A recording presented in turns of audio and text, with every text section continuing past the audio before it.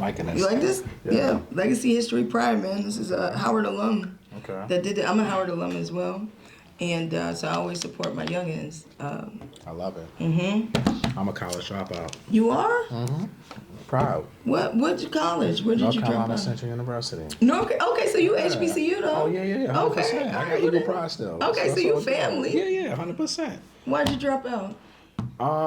Interesting story. I went to school I went to school in 97. Mm-hmm. I went to Central. And that's when I know it was fun, yo. The 90s got to be the best era.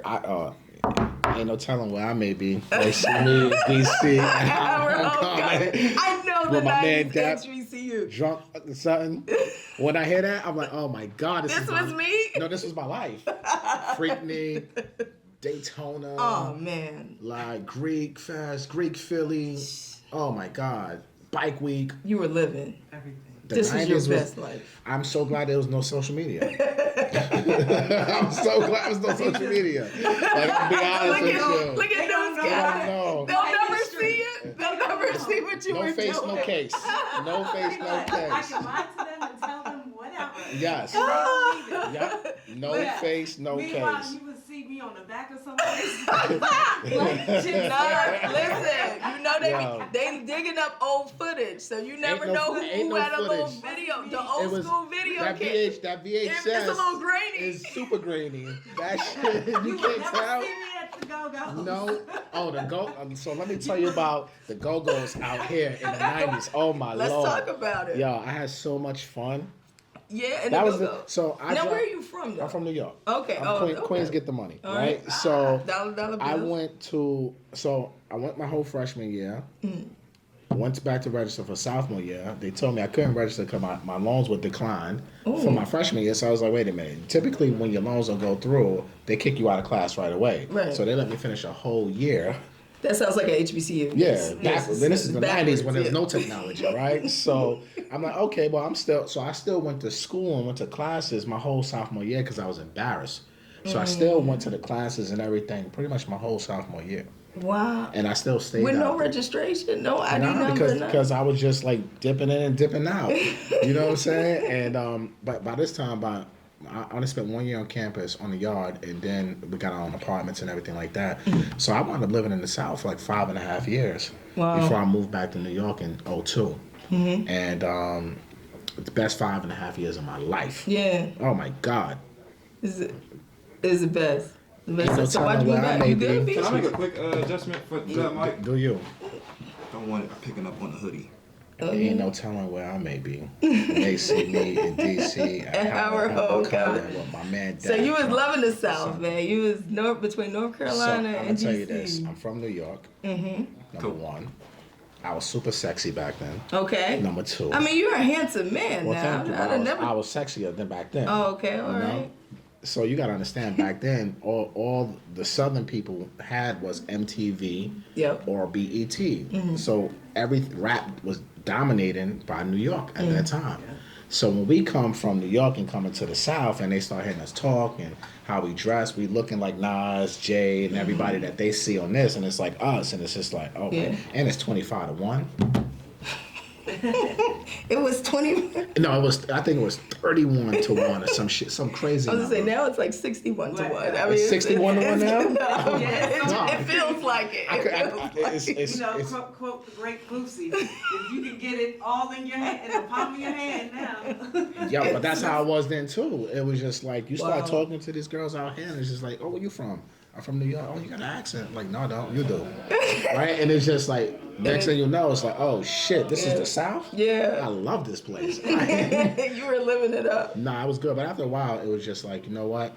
I had to go back home because it was just like, nah. Yeah. I got to find something to do because all my friends are starting to graduate and at this time and everything like that. So I'm like, all right, I need to go find. My whole goal of going back to New York was to find a New York income.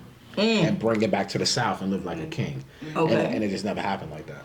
I found New York income by way of the mortgage industry, and I just never looked back. Yeah. And now I just coming out here to visit, and now we tour and do everything that we do now. But it's incredible. It's amazing. Yeah. For those of you just tuned in, we got to welcome to the Mecca. MG, the mortgage guy, is probably what you follow on the gram and on social media platforms. But we also know him as Matthew Garland, and I would I love that you have your number up there too. It's like 700. Come on, you're a fan. Let them know. Gotta this be compliant. Official. Yeah. I'm not no internet guy. I'm just a guy on the internet. That's all.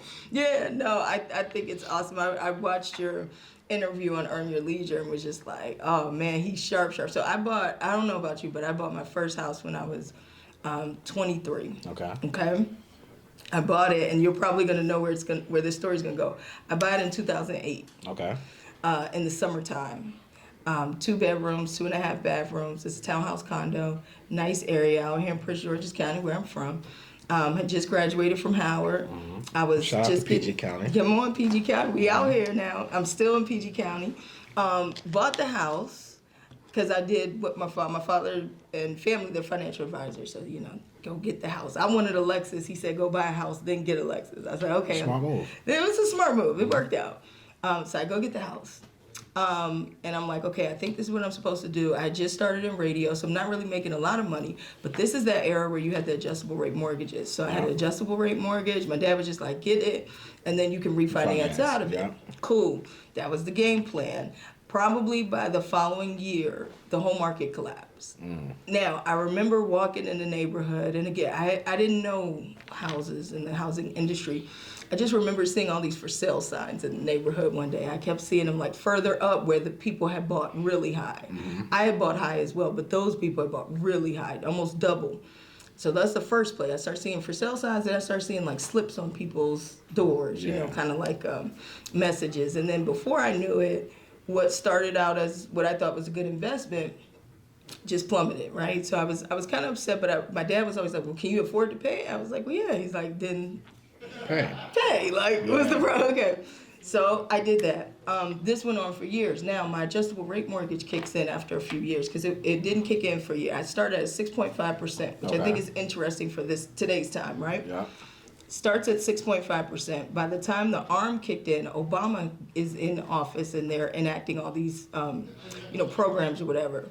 My 6.5% adjustable mortgage went down to 2.75. Nice. I went from paying like $2,100 a month for years to like $875. Nice. Now, that kind of really, I still didn't quite understand what all of that meant, but I was like, and my dad was just like, okay, keep paying a little bit more, you don't have to pay the full, but pay the principal down. It's like, okay, cool. Till I got sick of it because I was just like, man, these houses, they're never going to come back, right? This happens from there until probably today. Because PG County was one of those areas that really, black areas especially, once they get hit by those types of recessions and things, they don't come back as fast. Like Alexandria came back after a few years, or other areas, but PG County, we were in the toilet for a very long time. I end up going and getting another house, and I rented that house out. And I say all this to say, I was really into real estate, but no one talks about when it starts to get shaky or when it starts to get bad, but really it's about options.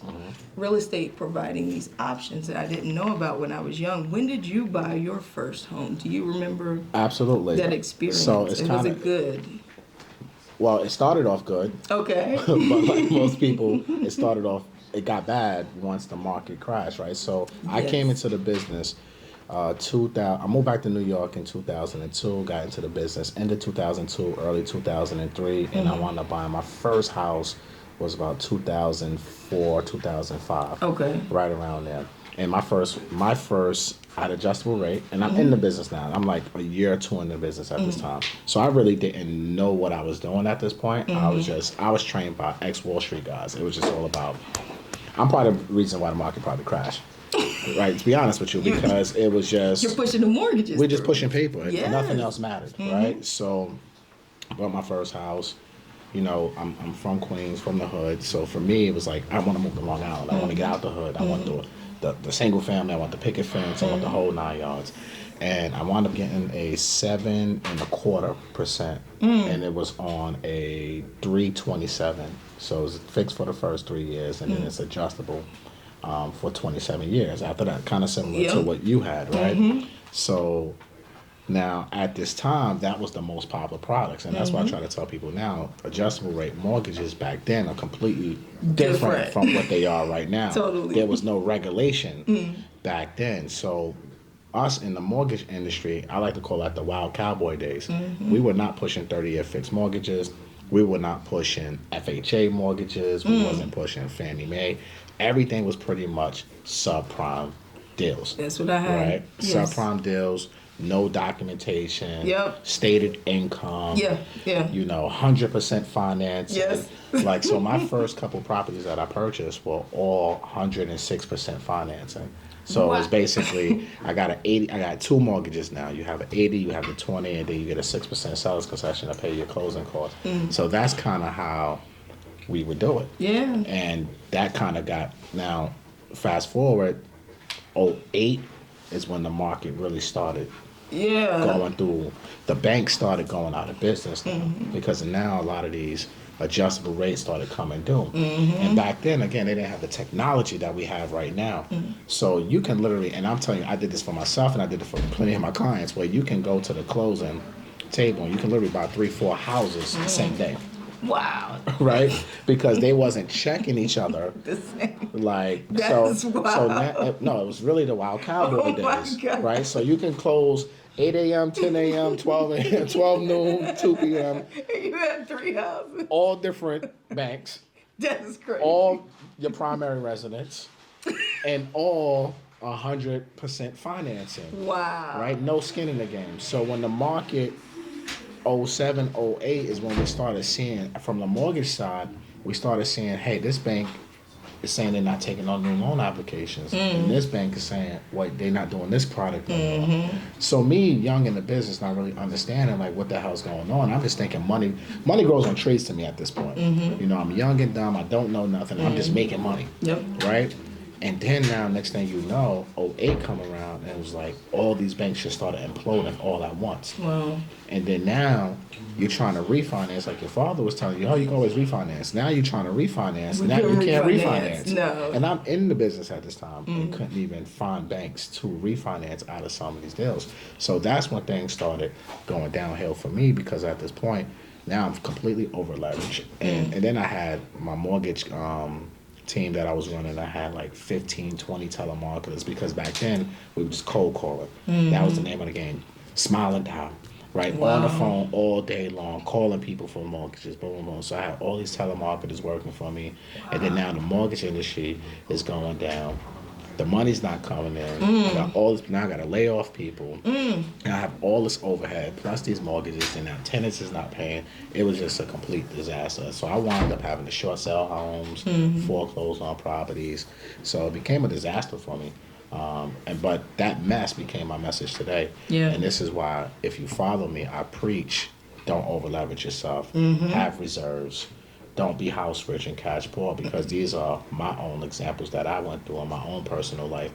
And I wish there was someone like me back in 04, 05, the younger 24, 25, 26-year-old Matthew, someone was there to mentor me, to kind of tell me, like, hey, this is the writing on the wall. This is what's happening. Yeah. Prepare for this. Don't be going out here going to the club and buying throwback jerseys and doing all this stuff and having a good time. Nah, bro, you need to save. You don't need to hire 5 telemarketers or 10 telemarketers to kind of save that money, because we're about to go into some rainy days. And I didn't have that, because the people that looked like me in the industry at this time, they were not interested in mentoring. They were more interested in making money off of you, right? And it was always threatened by a young, hungry person like myself, who just was hungry and wanted to learn, but they didn't want to give up business or tell the secrets, because they felt like you were past them. And it was just a time in my career that I'm thankful for now, but when I went through it, it was like, damn, this is the It worst. was a lot. That was the worst. So take it from me and Matthew. Even when you're going through the worst, you'll come out. You can come out of that. Yeah. With some mentor, find you a good mentorship. I think finding mentorship is very important in anything that you do in life. It's extremely important, but you also, wherever you are right now doesn't mean that's where you're going to finish. 100%. So I think you got to just stay faithful to whatever your mission is and whatever your goals is. Even if it's stormy right now, doesn't mean it's going to be stormy tomorrow. So I thank God that he brought me through that, because again, that mess became my message today.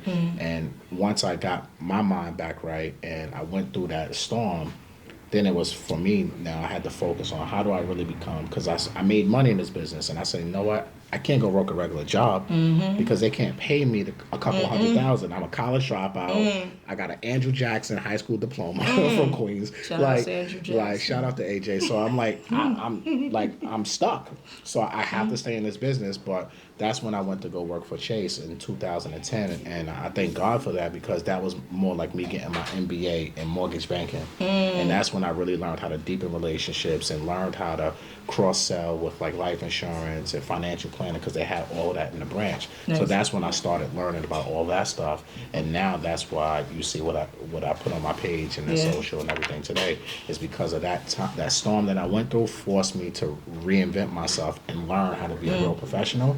And it helped me deepen relationships with my clients, and now help them grow their wealth through real estate. All day. Thank you so much, Matthew, for your time, and thank you for sharing your message. Keep growing. You know, it's gonna continue. House Hackonomics. I love the name. mgbookstore.com. Go there pick that up today. Go ahead and plug it. Assets over liabilities. That's what it's all about. All day. Hey, thank you, y'all. man. Thank you. Live from the Mecca.